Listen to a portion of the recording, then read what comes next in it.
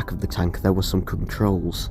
I didn't dare touch anything at the moment, since I had no idea what they would do. But I knew I couldn't just stand around doing nothing for long. Whatever did this to Matthew would surely be back, if it wasn't already still here in one of the other rooms. Then, at the top of the tank, I saw what looked like an oxygen meter, and unfortunately, it was nearly empty. If I didn't think of something soon, Matthew would die.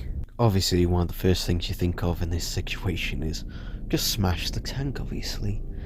However, Matthew was clearly on some sort of life support. I didn't know if breaking the tank would break that life support.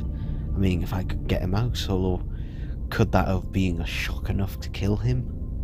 And besides, the glass looked to be at least an inch or so thick. What was I going to find on such short notice in a household that could smash glass like this? Clearly my best bet was to find the opening mechanism. But how? For all I knew, if I activated the wrong control, that was it, kaput for him. I then had an idea. This was early into me constructing a sonic screwdriver, but I did have an early prototype. However, it would need a power cell. I had a look at Matthew's desk, going through his objects, trying to find anything. A couple of button cell batteries I found. Looked like from a watch, though it would do. There was also a screwdriver, and pretty much I just got straight to work there and then. I had to get my sonic screwdriver working. I knew that would be probably one of the only things that would be able to open the tank. So, quickly constructing, I was able to open up my sonic screwdriver to reveal the battery compartment. I then inserted the 2 batteries, and then set the sonic to scan.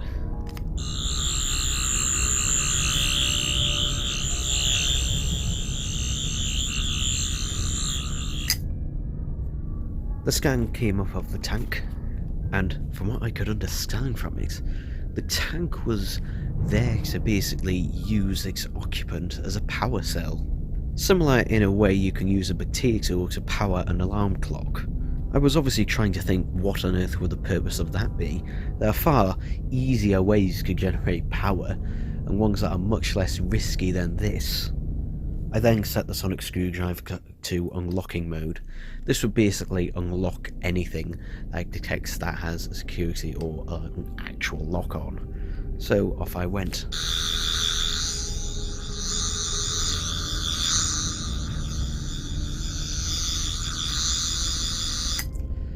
I then quickly detected a locking mechanism around the front. I could see that what looked to be the oxygen meter was vastly depleting. Matthew was going to die in there. I had to act fast. So, was it worth the risk? Well, yes it was.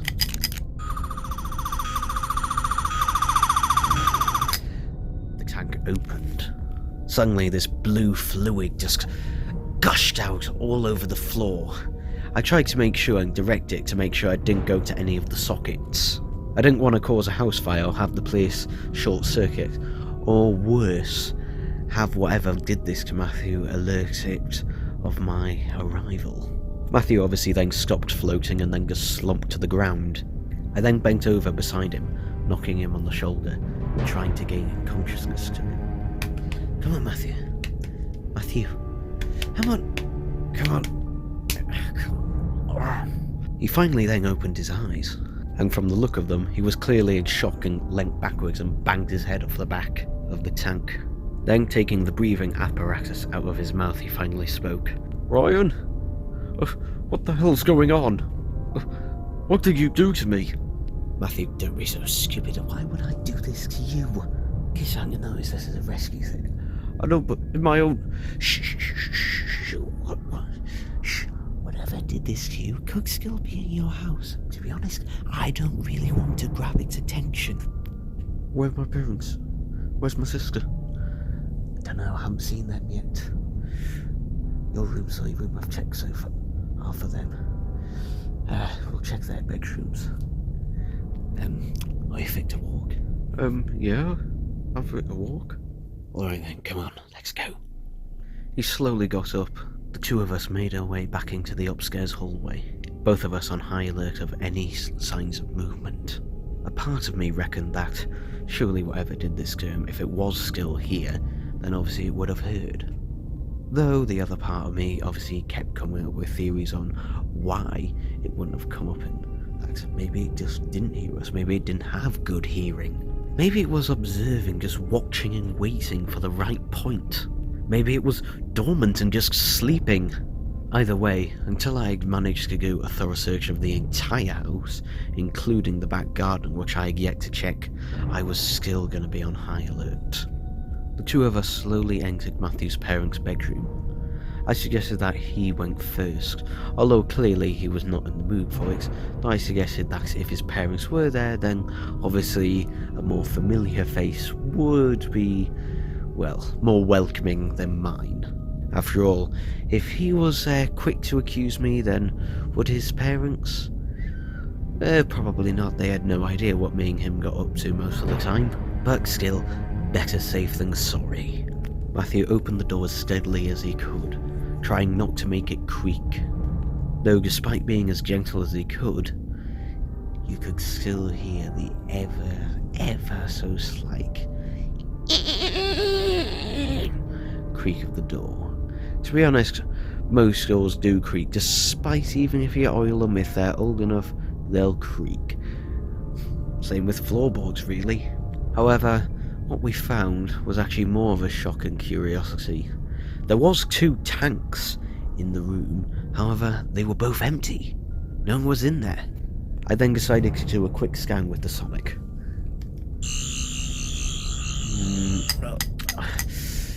Oh, come on. What's wrong? Your batteries seem to have died. Wait, you're stealing my batteries?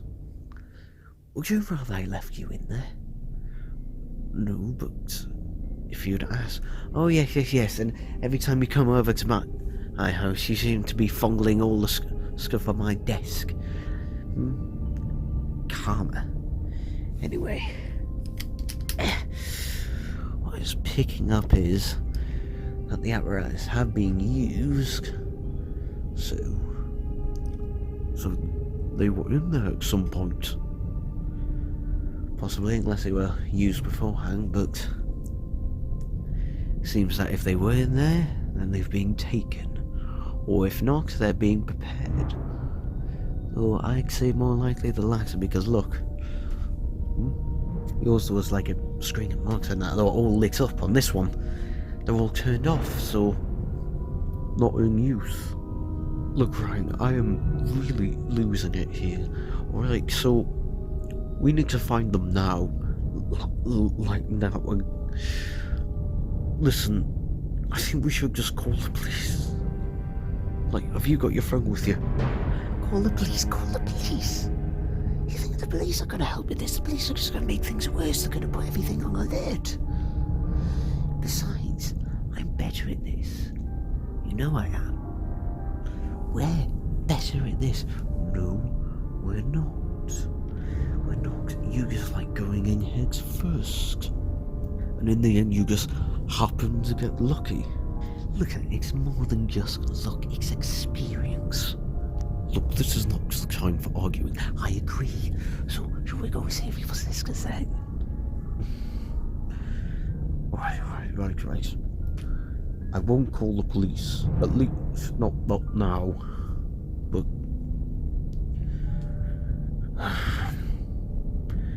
if we still can't find my sister or any sign of my parents, then we are calling the police. Alright. But you let me have a good long look. Depends how long a long look is. They could be dead. If I let you go off all willy-nilly. Alright. Come on. We had several arguments like that. Most of the time very similar. Matthew, well,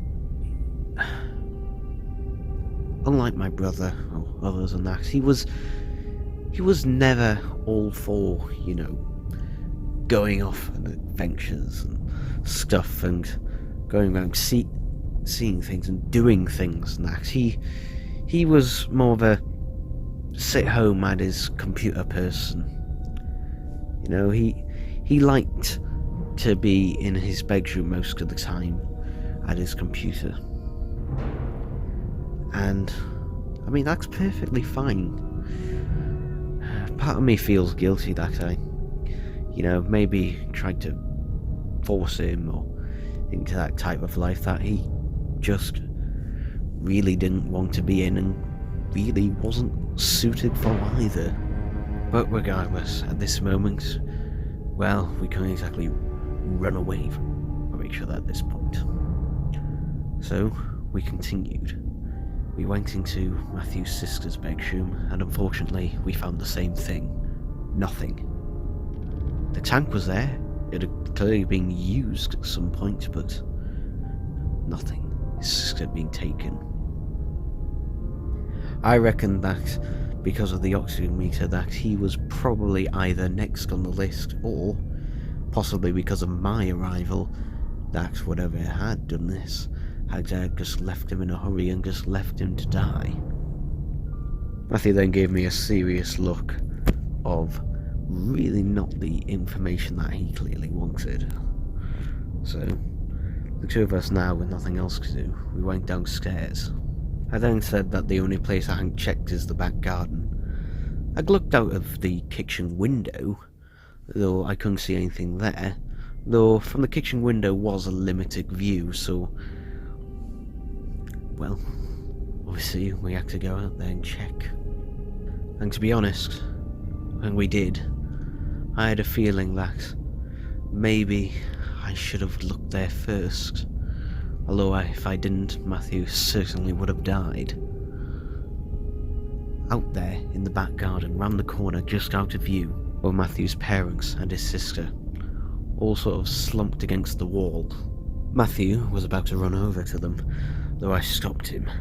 In the top left of the garden, again out of view of the window, was a tank, much like the others. However, this one had an 8-foot-tall, serpent-like creature inside. It was entirely black with black scales.